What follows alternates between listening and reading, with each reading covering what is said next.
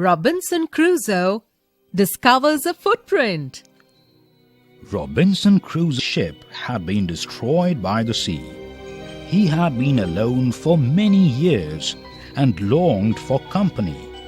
One day, he discovers a footprint on the sand. Let's find out what he did then. One day, when I was going towards my boat, I was surprised to see the footprint of a man on the sand. I stood amazed. I listened. I looked around me. I could neither hear nor see anything. I went up higher to look down.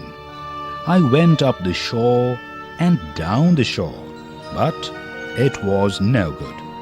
I could find no other footprint but that one. I went to it again to see if there were any more footprints and to tell if it had been my imagination. But I was not mistaken, for there was exactly the print of a foot.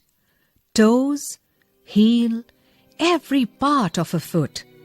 I could not imagine how it came there. At last, I returned home very frightened, looking behind me after every 2 or 3 steps, mistaking every bush and tree to be a man. When I came to my cave, which I called my castle, I ran inside it as if I was being chased.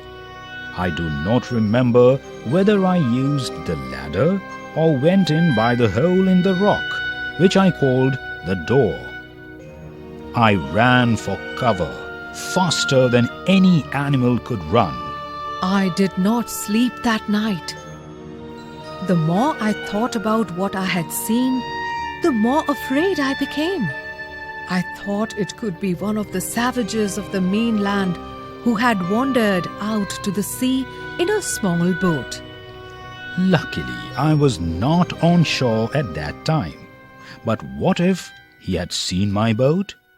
If he had seen the boat, he would have realized that someone lived on the island and would soon return with others to kill and eat me.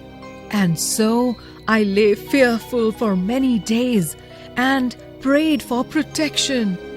In doing so, I was much comforted and began going out to investigate.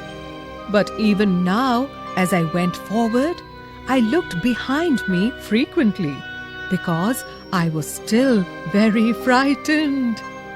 However, as I went about for 2 or 3 days and saw nothing, I became a little bolder. I decided to go down to the shore again and examine the footprint once more. I decided to measure it with my own footmark. As I came closer to the footprint, I realized that it could not be my footprint because I had not come to this part of the beach since a long time. Secondly, as I placed my foot alongside that footprint, it seemed larger than my own. My fear returned. I went home again, believing that there was someone there. The island was inhabited.